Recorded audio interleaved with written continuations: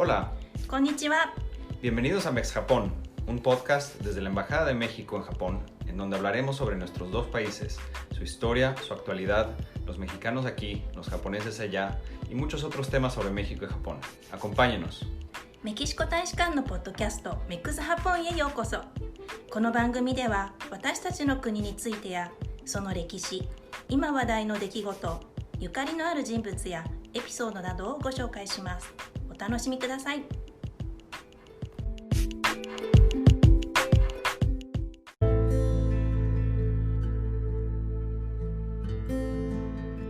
Este año el mundo entero enfrenta una pandemia que ha alcanzado escalas inesperadas, impactando todas las áreas de nuestras vidas. La relación México-Japón no ha sido una excepción y en este marco existen oportunidades de cooperación para hacer frente a la actual crisis sanitaria del COVID-19. Bienvenidos a este nuevo episodio de Mex Japón, el podcast desde la Embajada de México en Japón. Soy Emi Kameta, encargada de Asuntos Académicos, Ciencia y Tecnología y Cooperación Internacional de la Embajada. Les agradezco por escucharnos. En esta ocasión tenemos como invitado al Dr. Emilio Campos, jefe de Innovación y Desarrollo Estratégico de Negocios en la empresa farmacéutica japonesa Genesis Healthcare. El Dr. Emilio Campos es cirujano dentista por la Universidad Autónoma de Nuevo León y doctor en Biociencias por la Universidad Médica Dental de Tokio. Ha realizado investigaciones de ciencias básicas y clínicas relacionadas a la patología molecular e inmunología de mucosas en el Hospital de la Nihon University. Así también ha sido anotador genómico en el Instituto Nacional de Ciencia y Tecnología Industrial Avanzada en Japón, AIST. También se ha desempeñado en cuestiones relacionadas a ciencias de datos, bioinformática, soluciones genómicas de grandes datos o Big Data, para investigación y desarrollo biofarmacéutico y diagnóstico molecular de enfermedades infecciosas como el COVID-19. Emilio, pues nuevamente muchísimas gracias por aceptar esta invitación y bienvenido a este espacio. Me estabas contando, llevas más de 20 años aquí en Japón. Cuéntanos primero cómo llegaste aquí y por qué a Japón. Pues primero que nada, muchísimas gracias por la invitación y estaba haciendo yo mi quinto o sexto año en la universidad y para ese entonces pues yo ya había tenido mucha influencia japonesa desde niño. Vaya, nuestra generación es expuesta a la televisión, a la cultura pop japonesa. En el colegio yo tenía compañeros japoneses que venían de intercambio. Entonces yo había tenido una exposición a la cultura y un poquito de influencia. Cuando estoy en la universidad tengo algunos compañeros también. Y estoy de voluntario en una clínica, una clínica que se dedica a atender pacientitos pediátricos con labio y paladar hendido. ¿Sí?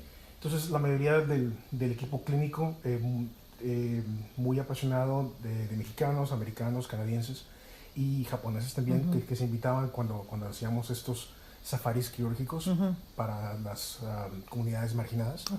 Entonces ahí es cuando teníamos que usar pues todas nuestras habilidades. En ese entonces pues yo era pasante, ¿no? Entonces asistí en las cirugías y pues me tenía que comunicar pues en inglés, en francés mucho y de pronto me tuve que topar con estar en el quirófano con doctores japoneses, ¿no? Entonces el inglés no siempre funcionaba, entonces ahí es cuando empezó mi curiosidad. Bueno, no solamente es la cultura pop, no solamente es mi interés en general, sino eso también se puede aplicar a lo que hago todos los días. Entonces me meto a un curso de 6 meses en el Centro de Idiomas Extranjeros de la Universidad en Monterrey.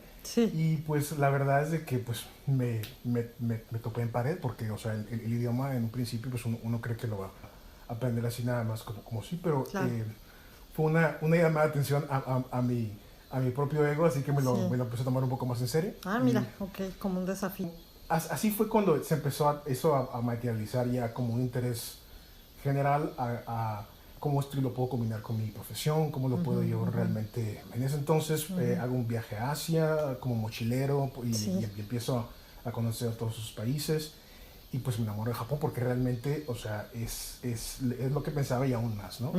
Hago un homestay con una familia que me trató fenomenal y vuelvo, termino mi situación de pasante y empiezo a contactarme con doctores, profesores que me empiezan a invitar para que venga pues a que haga unas residencias o haga algún tipo de cursos, y así es como empezó la conversación. Subconscientemente, volvemos a lo que hablamos hace rato, necesitaba un reto, necesitaba salirme de fuera de mi zona de confort, y Asia, específicamente Japón, fue lo que realmente representaba todo eso. No, pues muy interesante. Sí. Aquí encontraste tu segunda casa. Así es como empezó todo. Y después de ahí, bueno, ya mi primer trabajo fue en un hospital universitario, y empecé a hacer diagnóstico, a enseñar un poquito a los niños de pregrado, y eso se fue desarrollando, como lo viste en el currículum, hasta que ya estoy aquí totalmente afincado, ¿no? No, pues increíble, el destino. Así es. Ahorita ya está con familia, niños japoneses mexicanos. Sí. Actualmente, pues existe muchísimo interés por parte de jóvenes mexicanos a venir a estudiar aquí a Japón. Quisiera preguntarte, ¿qué consejos les podrías ofrecer para aquellos que específicamente desean venir a estudiar especialidades como ciencias de la vida, por ejemplo? La situación hace 20 años y ahora, pues yo creo que en ciertos aspectos es muy similar, pero hay otros aspectos que son muy, muy diferentes. Hay cosas que siguen igual de bien, hay cosas que han mejorado mucho, ¿no? Por ejemplo, en aquel entonces el acceso a la información más fresca, más reciente, no era tan fácil. Sí. Y esa era la desventaja de aquel entonces, ¿no? Pero el problema ahora es que la información es totalmente abrumadora y hay demasiada información, y tienen que separar la información que no sirve de la información que sirve, y de ahí filtrar la información que realmente vale la pena. La otra es de que antes, pues estamos hablando desde el punto de vista académico, ¿no? La educación era mucho más pasiva, era muy más reactiva, era simplemente una transmisión de información pues muy, muy histórica, ¿no? Sí, de maestro a estudiante. Ahí así era todo, ¿no? Muy socrático, ¿no? Creo que en lo que aquel entonces se le llamaba educación continua, yo creo que ahora es el real estándar de educación, que es mucho más proactivo, ¿sí? Algo súper importante es de que crecimos en México con cierta idiosincrasia y con ciertas expectativas y ciertos estándares, y cuando decidimos salir de México tenemos que desarrollar pues no solamente una confianza en sí mismo, pues una conciencia en sí mismo también de tus puntos fuertes y de tus debilidades, o mejor dicho, de los puntos que estás aún desarrollando. Okay, ¿sí? Estar bien consciente de eso. Eso, si no estamos conscientes, perdemos mucho tiempo, estamos presentándonos de una manera que no somos, o peor aún, la gente nos percibe de cierta manera y no nos damos cuenta. No nos enteramos de que estamos... Claro, luego no sabes por qué hay ciertas reacciones o por qué no avanzas en algunos aspectos. O muchas veces, pues, tan sencillo como que, oye, ¿qué te parece si te involucramos en este proyecto y para que hagas esto y esto y aquello? Y simplemente no tenemos en ese momento la certeza de decir, o la conciencia en uno mismo de decir, ¿sabes qué? Yo creo que yo no soy la persona indicada para hacer eso. Pero si te interesa que lo haga desde este otro punto de vista, porque esto es mi especialidad, o esto para mí esto es algo que yo puedo darte resultados al 100%, yo te recomendaría que lo haremos de esa manera. Si no, mejor te puedo referir a alguien. Tener esa capacidad de decidir y estar consciente de sí mismo es el día y la noche. Oye, Emilio, pues yo nunca lo había visto así, pero me imagino que el desarrollar esta capacidad también te ha permitido navegar en Japón, porque es otro sistema, es otra mentalidad, es otra cultura, que a la vez muchas veces no es tan evidente y tienes que estar leyendo entre líneas. Sí.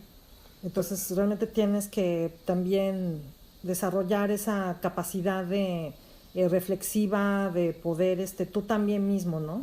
No nada más es el tratar de entender otra cultura, sino que tú mismo también estás en constante cambio.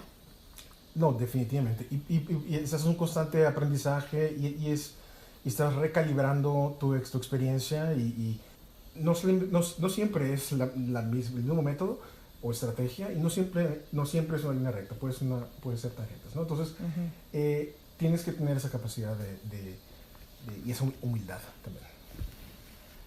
Ahora, específicamente para ciencias de la vida o ciencias de la salud, la biología está en estos momentos pasando por tremendas transformaciones. Eso quiere decir que hay 5 o 6 plataformas de innovación que están convergiendo y están disrumpiendo totalmente todas las ciencias biológicas y todas las ciencias de la vida. Y es importantísimo que no porque tú eres veterinario o porque tú eres enfermera o porque tú eres biólogo marino o porque tu universidad nunca ha contemplado este aspecto, lo debes de ignorar. O sea, yo vengo con antecedentes de odontología y luego brinqué a inmunología y genómica. O sea, venimos con una idiosincrasia de que, bueno, que zapatero a sus zapatos y sí tiene contexto acertado, pero la transformación que estamos viendo, volvemos a lo mismo, tienes que tener la humildad para transformarte cada 5 o 10 años si es necesario. Okay. ¿Sí?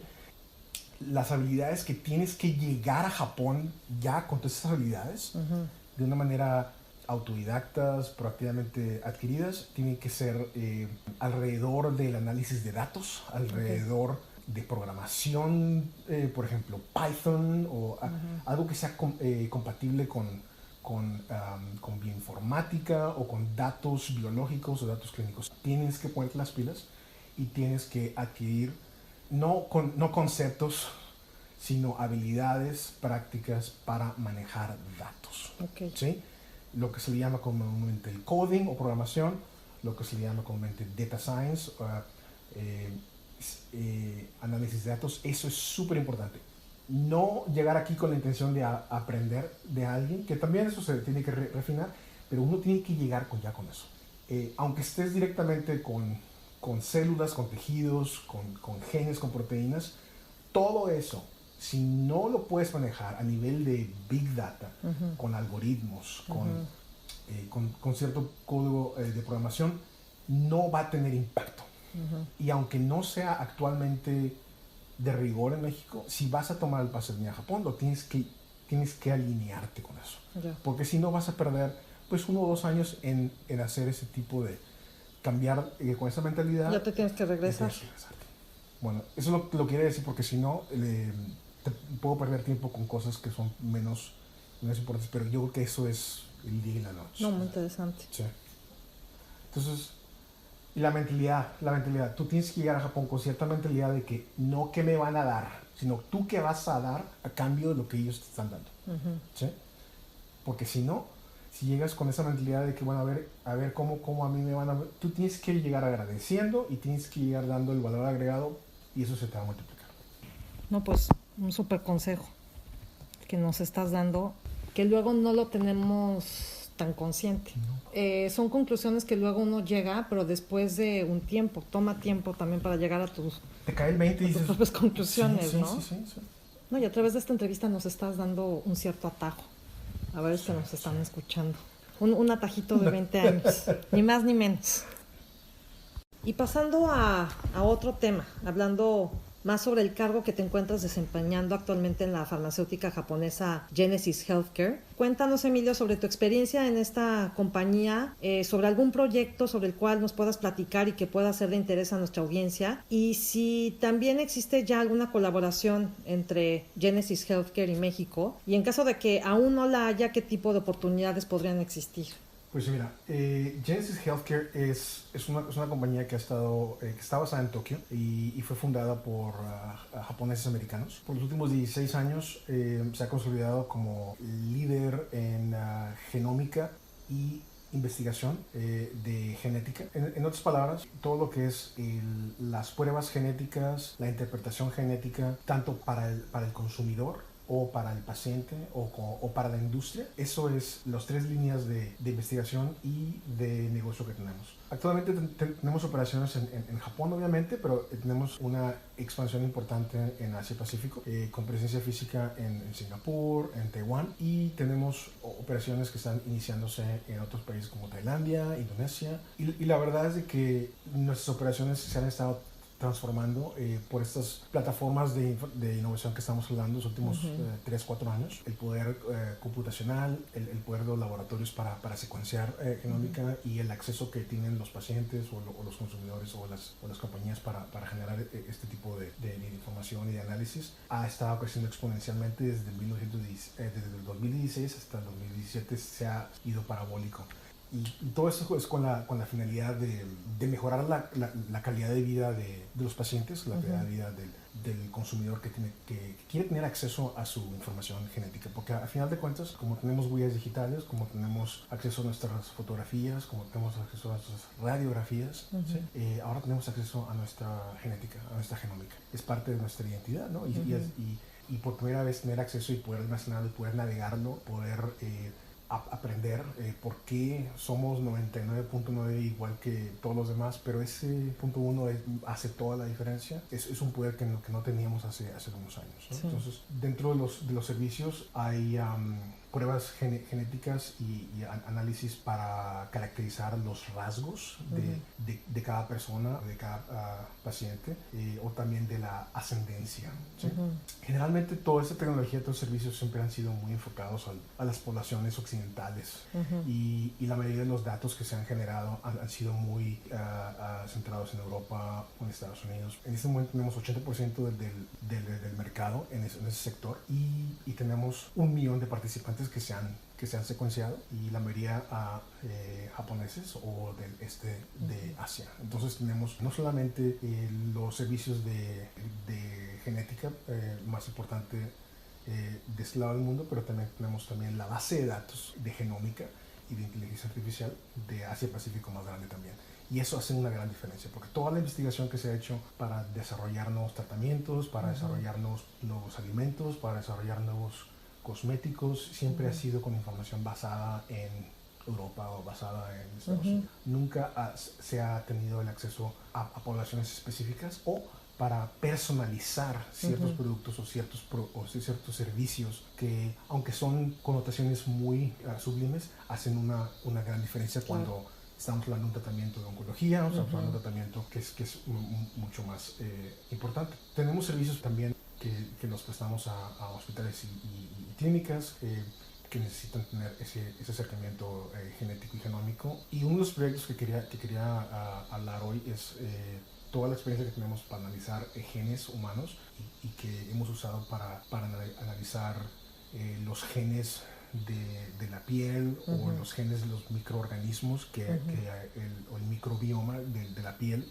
Lo estamos usando ahora para analizar los genes del virus de la pandemia que estamos viendo actualmente. El COVID-19. Exacto. Así como podemos caracterizar cuáles son los genes que te hacen susceptible a tener intolerancia a la lactosa, o cuáles son las variantes genéticas que te dan susceptibilidad a ciertas alergias. Entonces, podemos identificar inmediatamente cuál es tu nivel de susceptibilidad para infectarte o para desarrollar la enfermedad del COVID-19 post-exposición al SARS-CoV-2.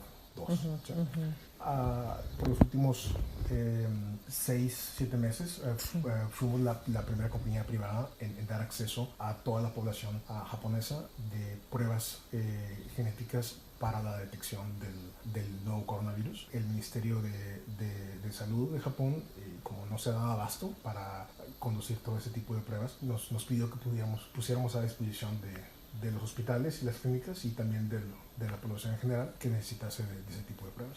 La pandemia del nuevo coronavirus, del COVID-19, pues obviamente está cambiando las redes del juego para todos, ¿no? Y también para nosotros tenemos la responsabilidad y el compromiso con el gobierno de dar acceso a la tecnología, de dar acceso a pruebas PCR y resultados en 24 horas a la población en Japón, local o extranjera. Hemos estado apoyando a aerolíneas, hemos estado apoyando a embajadas, gracias a tu amabilidad por compartir la información por los últimos 4 o 5 meses. Y si tienes algunas preguntas sobre qué es lo que estamos haciendo sobre el COVID-19, pues me encantaría hablar también de eso. Pues, Emilio, pues al contrario, muchas gracias a ti. Y de hecho, pues nuestro contacto inicial que tuvimos fue con relación a un kit para hacerse pruebas de detección del COVID caseros. Este fue el motivo inicial de nuestro contacto y me pareció pues sumamente interesante pues hacer disponible toda esta información a través de los diferentes medios que teníamos en nuestras manos y hacer pues realmente es tan importante el que todos los recursos puedan estar sobre pues ahí a la mano. Pero cuéntanos un poquito sobre este kit, me pareció muy interesante cuando me estabas contando cómo funciona. Es un kit que puedes hacer, o sea, te lo puedes hacer, o sea, tú puedes mismo hacer la prueba en casa y tener los resultados en 36 horas. Claro. Mira, la situación en Japón, a pesar de que Japón es un país industrializado, la pandemia ha traído un reto al sector público y al Ministerio de Salud. Entonces, el criterio para un paciente o para una persona que esté asintomático para tener acceso o ser elegible, ¿verdad?, para tener acceso a una prueba PCR para la detección del SARS-CoV-2 o el COVID, se tiene que tener un grado de severidad en los síntomas a nivel clínico muy específico. Si la persona no está mostrando esa sintomatología, desgraciadamente no va a tener acceso a esa prueba PCR. La cuestión es de que entra ahí una problemática en la cual el paciente que es asintomático pues no tiene la certeza de cuál es su estatus infeccioso y que si puede comprometer a alguien que quizás está en una situación inmunológica más comprometida y te lo puede poner en riesgo. Entonces, por primera vez, además de proveer esta tecnología a los hospitales, a las clínicas, para que los médicos hagan sus diagnósticos de rutina, por tomar muestras nasofaringeas, nosotros hemos diseñado el kit de detección tomando muestras de saliva que ha sido aprobado también por las autoridades japonesas y facilita mucho más la colección del espécimen, la muestra de saliva, para poder extraer el RNA del virus. Ahora, hay mucha gente que ha estado confinada en su casa, apartamento o hoteles para no estar expuesto. Tiene cierto temor de presentarse a la clínica o presentarse al hospital para hacerse estas pruebas. Entonces, hemos diseñado una plataforma en la cual el kit para colectar las muestras de saliva y para desactivar las partículas virales puede ser enviada por paquetería al domicilio, y la persona en línea puede tomar la muestra de saliva, puede registrar su muestra, puede tomar la consulta médica, puede enviar la muestra por correo a nuestro laboratorio, y una vez que el laboratorio recibe la muestra puede procesarla dentro de 24 máximo 36 horas, y los resultados son enviados en línea de una manera confidencial para que la persona pueda tomar decisiones en cuanto a seguir confinado o buscar cierto seguimiento médico o usarlo como evidencia para ingresarse a un hospital. Eso lo hemos estado haciendo disponible en los últimos meses, y ahora lo tenemos por primera vez a nivel nacional para la muestra de saliva, y además queremos reiterar el mensaje para la comunidad internacional que tenemos soporte en inglés para la clínica que tenemos dentro de nuestras facilidades, pero también tenemos 9 o 10 clínicas y hospitales que están afiliadas y pueden prestar ese tipo de servicios también usando esa tecnología de una manera presencial o en línea. Entonces, si la persona vive en Tokio, en Osaka o en Yokohama, perfecto, y si no, pues también se puede hacer en línea y puede tener acceso a estas pruebas PCR para la detección del COVID.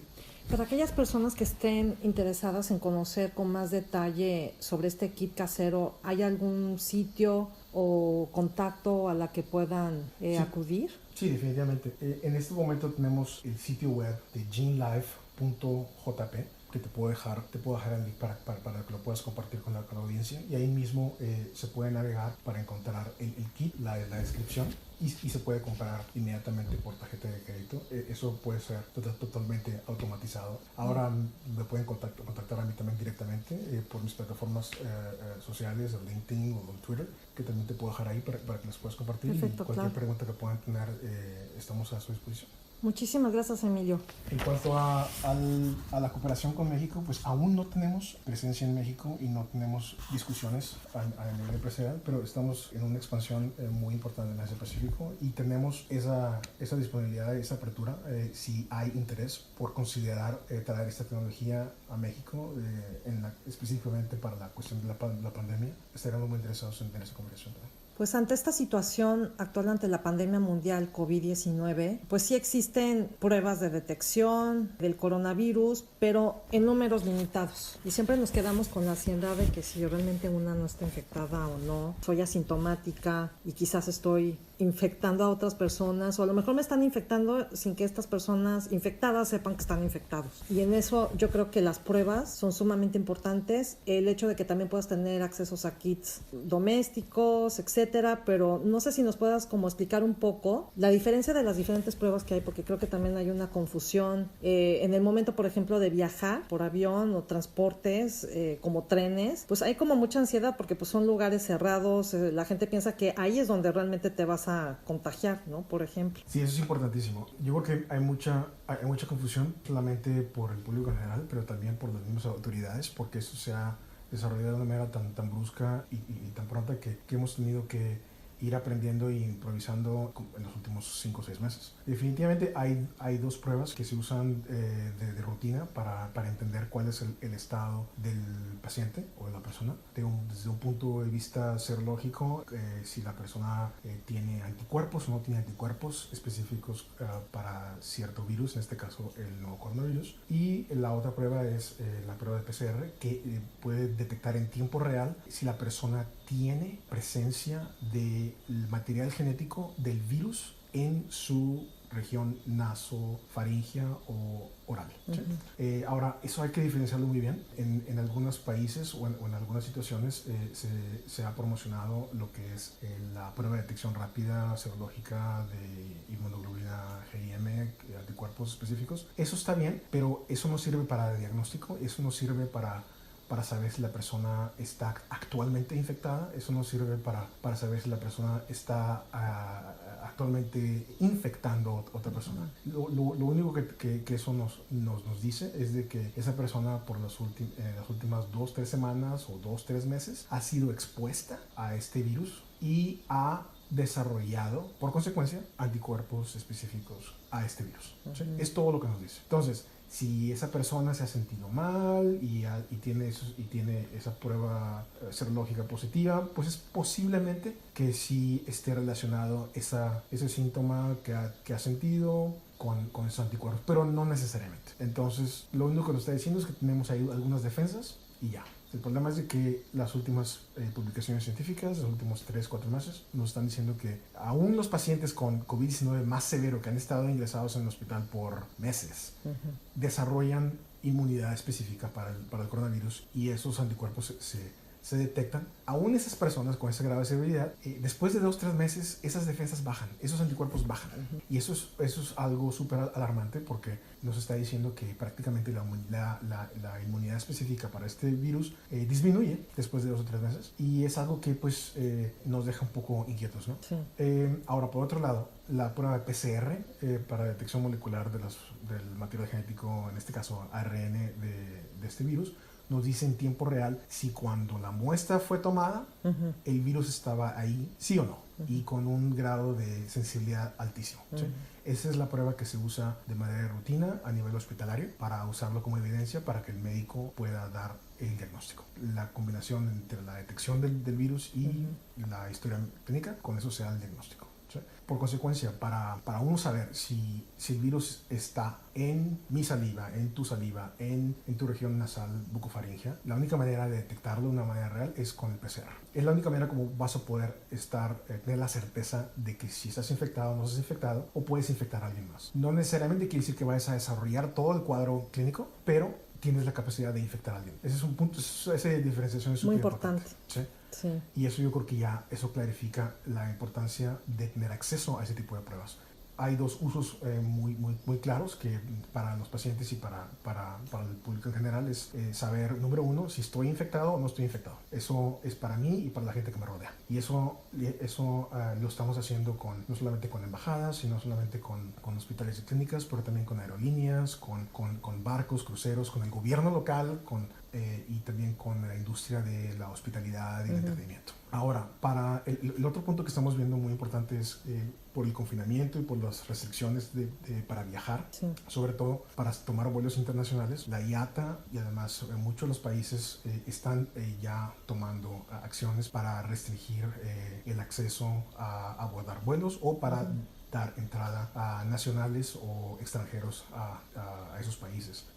Sobre todo en Asia Pacífico hay ya lineamientos muy definidos, en algunos casos muy estrictos, en algunos casos un poquito más flexibles, pero eso es una realidad. Entonces, si una persona tiene la necesidad de volar, tomar un vuelo internacional de Japón, para Tailandia, por ejemplo, actualmente los vuelos son muy limitados y además hay un protocolo que se tiene que seguir para tomar ese tipo de vuelo, para abordar el vuelo. Además de lo que el consulado tailandés pide en cuestión de visado y en cuestión de documentación, se tiene que presentar los resultados negativos de una PCR que se haya expedido durante las últimas 72 horas para poder abordar un vuelo hacia Tailandia. Y lo mismo se está viendo en otros países, como por ejemplo Indonesia, en el caso de Singapur, tenemos unos proyectos muy importantes que estamos ahí definiendo. Y eso es lo que se está viendo como la nueva normalidad en cuestión de vuelos, transportes. Y eso lo vamos a empezar a ver un poco más estándar en otros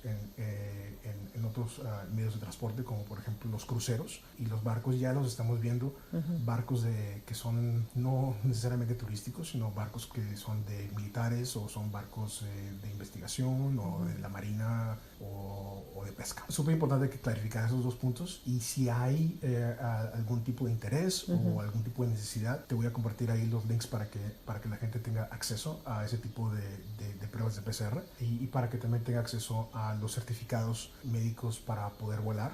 Actualmente se les llama Fit to Fly Medical Certificates, que le podría traducir a sano para volar. Sano para volar, ¿sí? Y eso se puede generar por medio de nuestra clínica o los hospitales que están afiliados con nosotros, para que la gente pueda ya sea volar a un destino dentro de Asia o poder buscar una ruta alterna si tiene ese tipo de situación.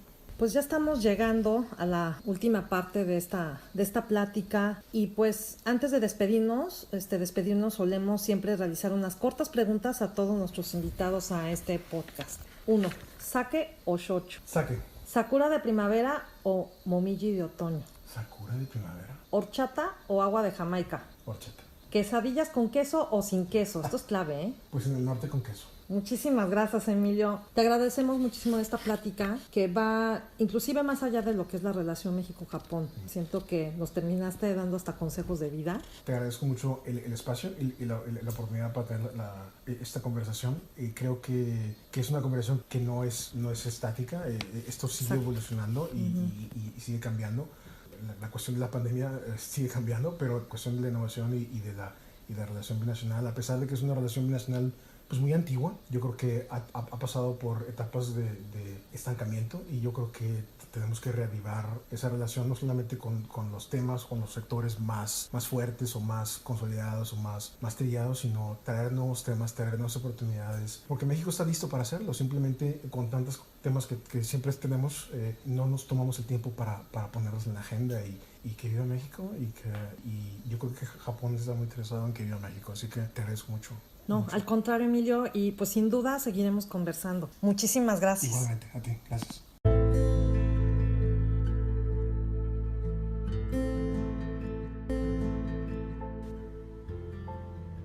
Concluimos aquí este episodio de nuestro podcast Mex Japón. Muchas gracias, Emilio, nuevamente por tu tiempo y esta plática amena. No dejen de escribirnos sus comentarios, sugerencias o preguntas al correo electrónico de la embajada info.jpn@sre.gov.mx. Y si les ha gustado el programa, apóyennos dando like, siguiendo el podcast en Spotify y compartiéndolo con todas las personas interesadas en la amistad entre México y Japón. Los esperamos en nuestras próximas conversaciones, tanto en español como en japonés. Hasta la próxima. Sayonara.